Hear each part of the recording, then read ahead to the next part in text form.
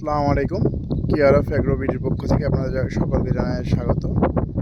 আজকে চলে আসি শাসার ভেতরে। এই যে প্রজেক্টটা এসেছে এ জায়গায় প্রায় 1.5 থেকে 200 বিঘির উপরে প্রজেক্ট। দেখতে পাচ্ছেন একের পর এক প্রজেক্ট, চোখে শেষ করা যায় না। এ মাথা থেকে ও মাথা এ জায়গায় সাদা মাছের চাষ করা হয়, রেনু মাছ, বড় মাছ। এইভাবে প্রজেক্টটা দেখতে পাচ্ছেন, যতদূর চোখ যায় একটার পর একটা ভেড়ি আছে।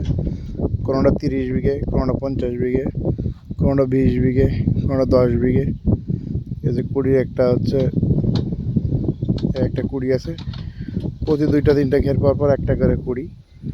আর মাঝখান থেকে ব্যারিকেড দেওয়া। এক মালিকের এই জায়গাটা 30 বিঘে মতন আছে। 30 বিঘে মতন আছে। এই সাইডে দেখতে পাচ্ছেন বিশাল মাঠ। এটা আসলে বিল এলাকা। এটা ভেড়ি তুলে আপনার মনে করেন যে মাছ চাষ শুরু হয়েছে।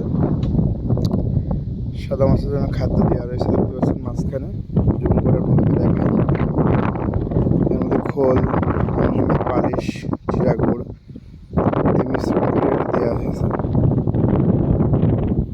যেটা আপনাদেরকে দেখাচ্ছি এটা দিলে একটা আছে 25 বিঘে, তারপর একটা আছে 10 বিঘে, তারপর আছে আরও একটা 20 বিঘে মতন। আর ওই পাশে একটা আছে 8 বিঘে, ওই পাশে আর একটা আছে 9 বিঘে, তারপর আরও একটা আছে। এভাবে কিন্তু প্রায় 200 বিঘের মতন ঘের জলাকার আছে। এই প্রজেক্টটা আজকে দর্শন করতে আসছি আর কি, দেখতে আসছি যে কী পরিমাণে মাছ চাষ হয় বা কীভাবে হয়, তারা বিনাশ খাদ্যে বা সার খোলে কীভাবে কী করে। আসলে ঘুরলে অভিজ্ঞতা বৃদ্ধি পায়, সেই উদ্দেশ্যে বিভিন্ন প্রজেক্ট ঘুরে দেখা এবং চাষিদের কাছে পরামর্শ নেওয়া। বুঝতে পারছেন বাতাস, তো বিভিন্ন জায়গা থেকে যেসব তথ্য সংগ্রহ করা সেগুলো আপনাদের মাঝে শেয়ার করা হয়। তারা আপনার প্রাকৃতিক উপায়ে মাছ চাষ করে এবং ফিড দেয়। যখন মাছ বিক্রয় করার মৌসুম আসে তার আগে কিছু ফিড তারা দিয়ে থাকে। এত বড় প্রজেক্ট সব তো ঘুরে দেখানো সম্ভব না, আপনাদেরকে আয়তন দেখাচ্ছি সেটা বুঝতে পারেন। এরকম মাঝখানে ভিড়ে করা বেশ ঘের নিয়ে বিস্তৃত এলাকা নিয়ে এই ঘেরগুলো তৈরি হয়েছে।